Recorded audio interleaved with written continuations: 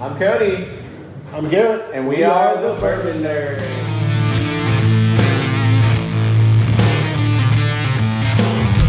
Hey guys, how you doing? Hey, how's it going, everybody? We're excited to feature this new bottle, hot off the press. This one's getting a lot of buzz on the old Bourbon Nerds. On the internets. Yes, it's new bottle by Maker's Mark.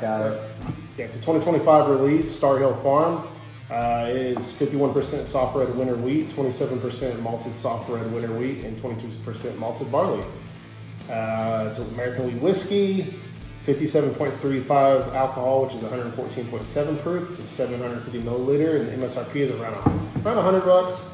There's a little bit more at the specs that we got it at. Yeah, 147 I think is what we paid for it. It's a little bit higher, but there's only a couple of them. This is going to be a very difficult bottle to find. If you've been able to come across one, we ran into our good buddy Daniel while we were doing filming some hunting videos, and actually Garrett noticed it was mixed up in some Wild Turkey 8-year, and he's like, "Hey, what's this?" And I'm like, "Oh my God, that's a new Star Hill." And I heard the SLB guys talking about it.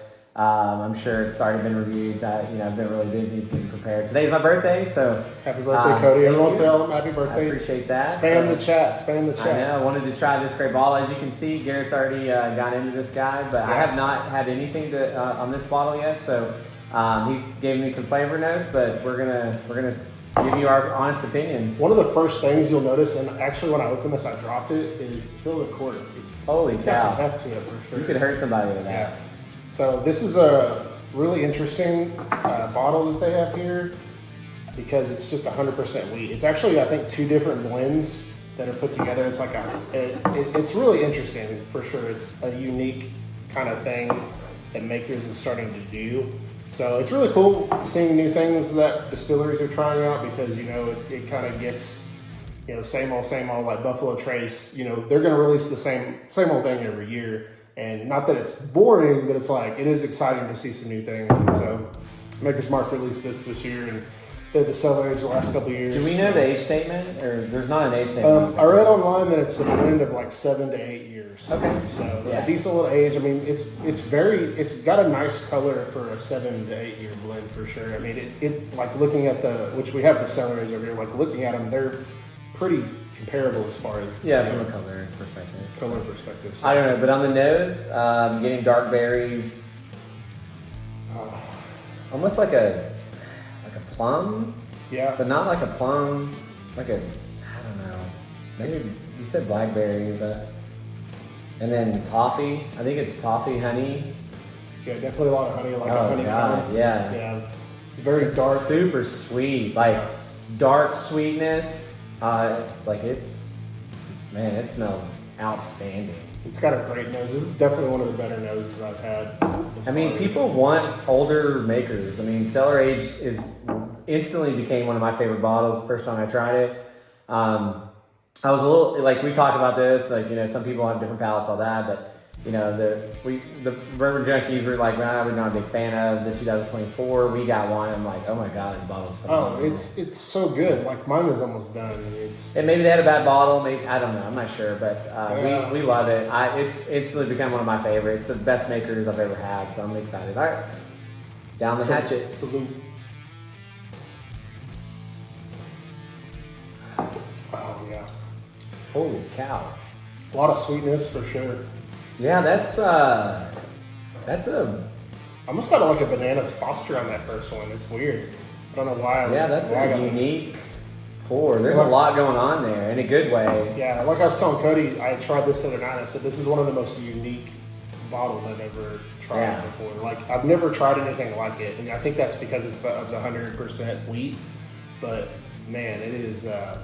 It's freaking good. It's good, yeah. I really enjoyed it. I'm going to take a second sip real quick before I give you some of my tasting notes.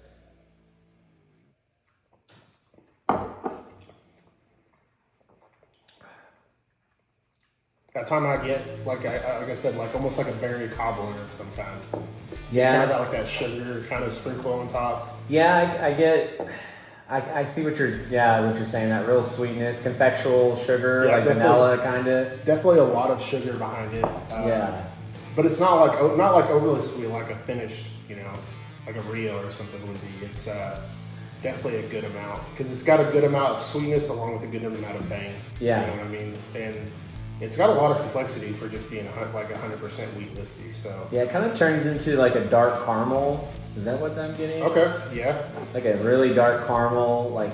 And eventually, like the other day, I was getting some apple nose, so it was almost like a caramel apple. Yeah, I haven't. And that's what it took me a few sips, and that's the thing I liked about it is it was almost different every time I took a drink. It really is changing in complexity, which I love whiskeys that do that. We talked about Frey Ranch Uncut, which is you're going to see that probably in our top 5 non-allocated bottles at the end of the year. I don't see that. You know, I see more bottles going on that list, but I think that'll definitely be one of them. So.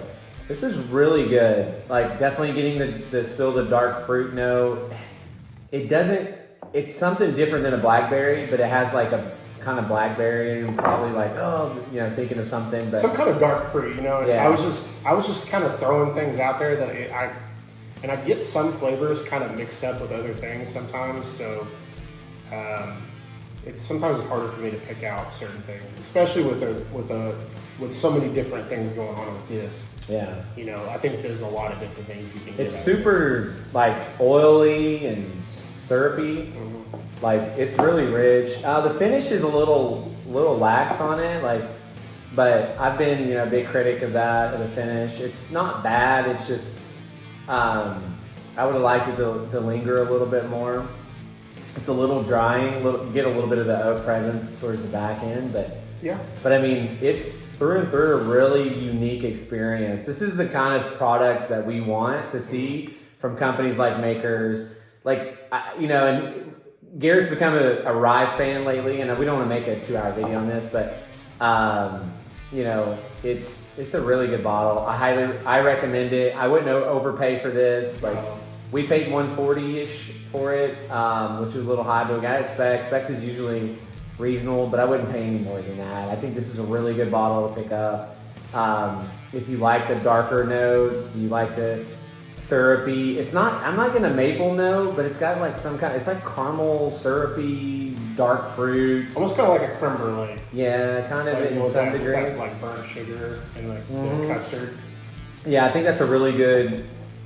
It isn't the creme brulee that you traditional, but it's a similar creme brulee.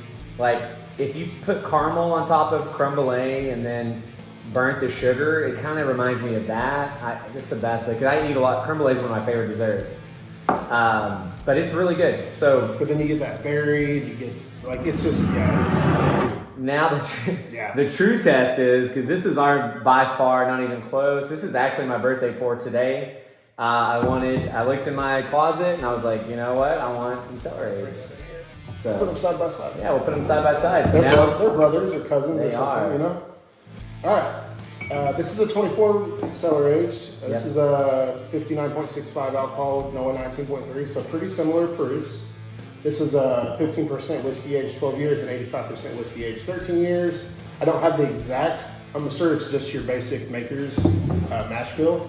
Brown sugar, that's what, brown sugar, you can taste a little bit of the red wheat kind of that you get from Honestly, Maker's. I kind of like the nose a little bit better on this Star Hill. Yeah, I think it's the glass. I think it's because we're using a different kind of whiskey glass for this. I think it's the glass. I can smell way better out of these. Traditional Glencairns are way better. So. Yeah, for sure. These are cool little glasses, though. Mm-hmm. Wow. That changed. I actually opened this today, so I'm getting some similar notes. Mm-hmm. I get a little bit, but you can definitely. I get you can taste the age, and I know that's a weird thing to say, but there's always this little mouthfeel and like aftertaste I get. I'm like, yeah, that definitely has some age on it. It's definitely got a little more oak presence because it was in the barrel a little longer. Yeah, I get more oak on. If you like oak, and I do like oak when it's done right, this is absolutely an expression by Makers that oak is done correctly. The aging process is great. You get more complexity and flavor from the barrel. It's still soft, it's well-rounded and balanced. It's why people love Maker's Mark. It's a soft, rounded, well-balanced whiskey across the board.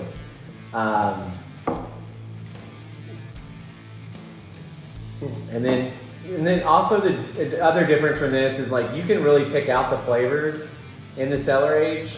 Like in this one like changes flavors pretty quickly.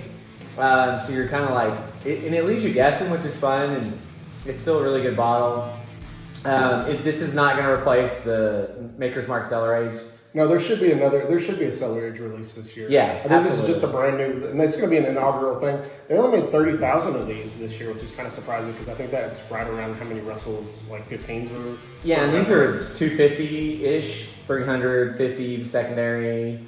And I don't know how many of these they made. Yeah, they're very hard to find. So, but 30,000 of these was kind of surprising. I really, because they wanted this to be like an inaugural release. I thought this would be more of like a shelfer kind of thing, but I was definitely wrong. No, for sure. This tastes a little different. The cellar age than I remember. I'm getting a little bit more berry sweetness. It could be the glasses, you know. Yeah, maybe it is. I don't know. Brown sugar. I'm still getting the brown sugar that I got, but not the bomb like the brown sugar bomb. It's still it's amazing. I love it. So.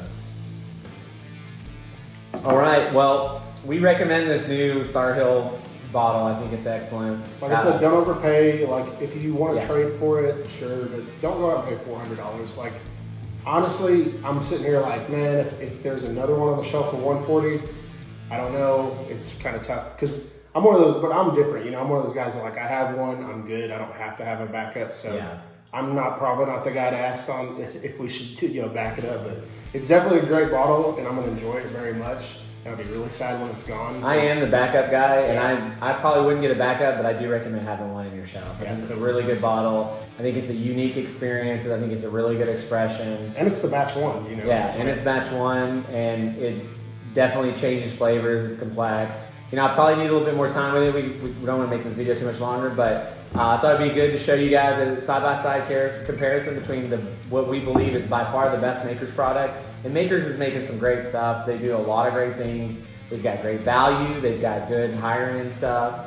And again, this is a great bottle to have in your whiskey collection. And if you come across this, I think buy with confidence, and we hope you enjoy it. Yeah. So, all right.